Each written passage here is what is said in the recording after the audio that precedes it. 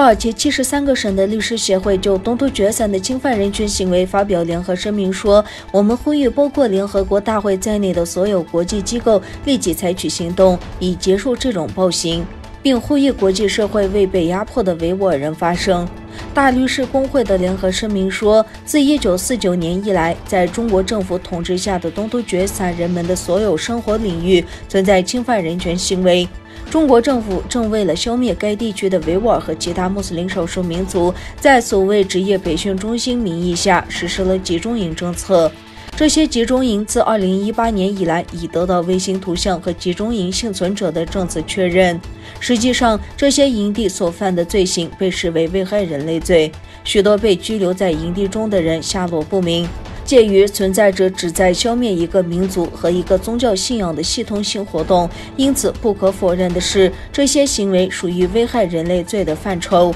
作为律师协会，我们谨声明，我们将继续站在被压迫和受破坏的东突厥散维吾尔人的旁边，并牢记在法律职业精神上，对破坏保持沉默是另一种不公平的做法。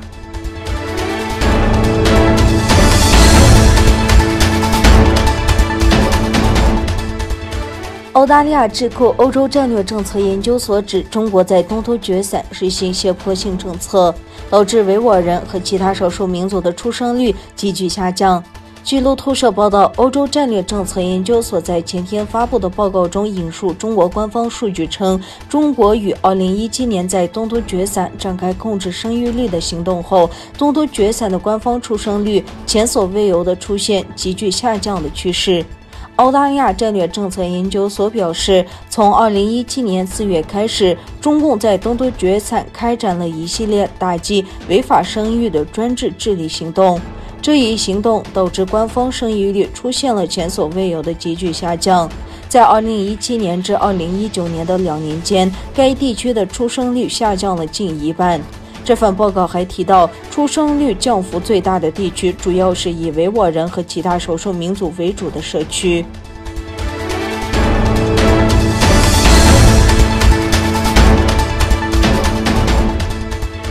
香港当局祭出国安法，揭动壹传媒集团、苹果日报创始人、民主人士黎智英壹传媒股份及个人资产。现年73岁的黎智英因其集团支持2019年爆发的反送中运动，激怒了北京。他的苹果日报坚持报道真相，在香港最动荡的时期，始终如一支持长达数月之久的民主运动。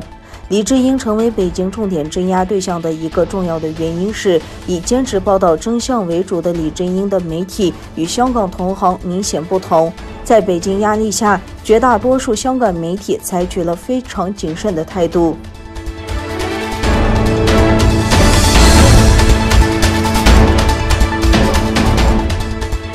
世界卫生组织总干事谭德塞称，武汉病毒疫情第2年将比第1年更加致命。2019年末在中国武汉出现的新冠病毒已成为国际疫情。谭德塞14日表示，预计新冠疫情的第2年会比第1年更致命。接种疫苗并采取公共卫生措施是结束新冠肺炎大流行的唯一途径。世界卫生组织官网最新的数据显示，截至欧洲中部时间14日，全球新冠累计死亡病例超过330万例。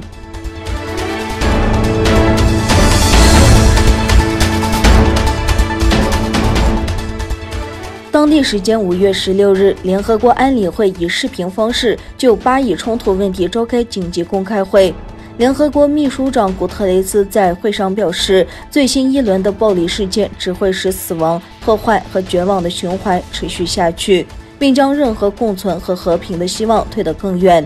古特雷斯呼吁各方必须立即停止战斗。另一方面，以色列周日对加沙发起新一轮空袭，造成至少42名巴人丧生，其中包括8名儿童。据巴勒斯坦方面的统计，到目前已有192名巴人丧生。